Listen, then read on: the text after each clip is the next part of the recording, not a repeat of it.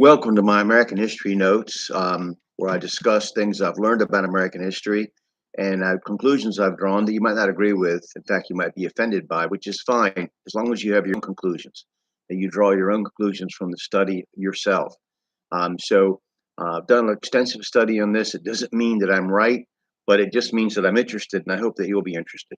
The civil rights movement in America is one of the most complex of the social movements we've had in our entire history. It's very nuanced. There's a lot of levels to it.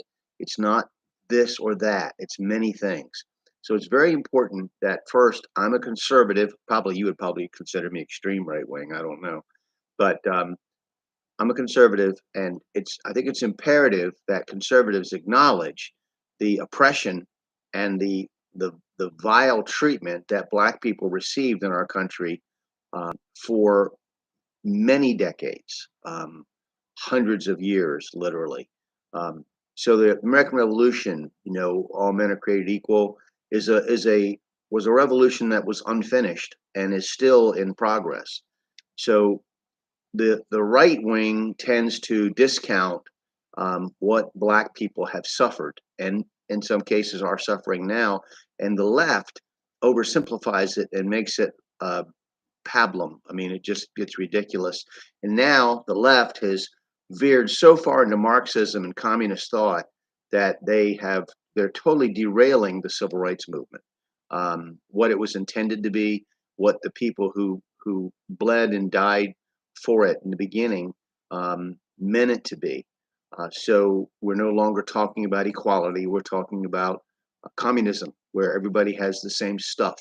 And if you have more than I do, then maybe either we take yours or maybe none of us should have that, like private property, which is what communists want. But anyway, that being aside, I want to point out to you that racism, which is essential in this talk, racism is endemic in our culture, regardless of what some right wing pundits say, even if I agree with them on many other things. I grew up, um, I lived on the Eastern Shore of Maryland when I was a little boy, and I remember racism. I remember Black students from a Black college marching peacefully into the square of town, singing, "We Shall Overcome," not doing anything that would be considered controversial or against public order, and being fire hosed, having the local volunteer fire company spray them down. And I asked my father, "Why is this?" And of course, I got the answer that you would expect, that they were just causing trouble. So I couldn't understand that. And then I remember going to didn't understand the complexity of racism. Like, for instance, a neighbor we had, an old man, his name was Lazarus. They called him Old Laz. He came over to our house to get some catfish we caught. We didn't like catfish. And he sat on the picnic table behind the house. I couldn't understand why my parents wouldn't invite him inside the house. I mean, it didn't make any sense. We had women who came in and cleaned our house, and they were in our house, but we didn't invite any Black person into our house uh, for social reasons. I mean, it was really, and I couldn't. The answer I got from my father was, very, very vague, and he doesn't need to come in and that kind of thing. Um, then I remember, but yet I remember when a Black family lost a son who drowned in a gravel pit, and the father and other brother were trying to find the body.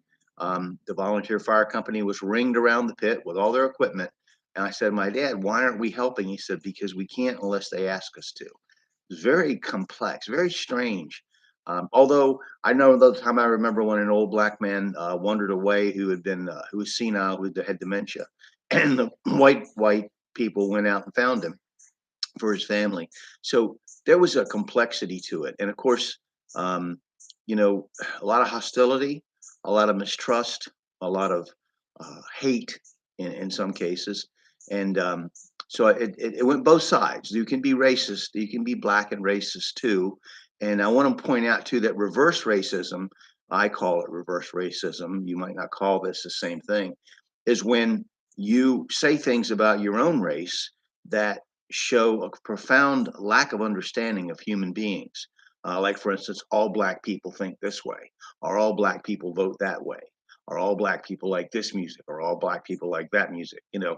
So when you, even if you're black and you say that, you have, you have racism is everywhere. I worked in the manufactured housing business, where I've heard and seen and witnessed things that, you know, about black people that were negative, unfair, and prejudice, prejudging, because the people didn't even know if this person could qualify or not.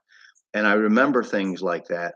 Um, though it's very clear, racism is a part of our society.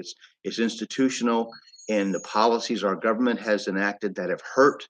I remind you, there's some great books from the '60s, like The Federal Bulldozer, about the destruction of black communities for social reasons. Um, so there's a lot of things having to do with finance, the passing on of wealth from one generation to another. These are all things that really show us, if you would be honest and look at it, that racism is there, but it's not overcome by communism. It's a problem that has to be addressed. And I would say reparations. I don't agree with reparations, but I think it's an argument we can have. I think it's a discussion we can have for slavery. Now, but so the point is, whatever you believe about any of these subjects, denying that it exists. Oh, there is no institutional racism. There is no, the countries, you know, we don't have any kind of problems from either side, left or right, is, I think, sticking your head in the sand. So we have a problem in this country, and we have not addressed it properly, because now it's making it harder because of the Marxists and the communists that are taking over the dialogue and reversing things. I'm reading an introduction to critical race theory, and they do not like the whole idea of equal opportunity, what the civil rights movement was about, of erasing barriers. They don't want those barriers erased. They want them reversed. So you have to, you know, it's not, what's happening now is a reversal of what these leaders, from Martin Luther King to Malcolm X, my favorite speaker of the civil rights movement.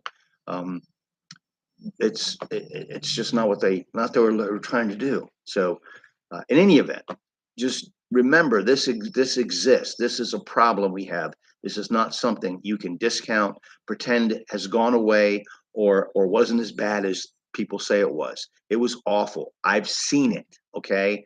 Now I know the last lynching in the place that I lived was in 1933. Last lynching of a black man accused of a crime, but the year my dad was born.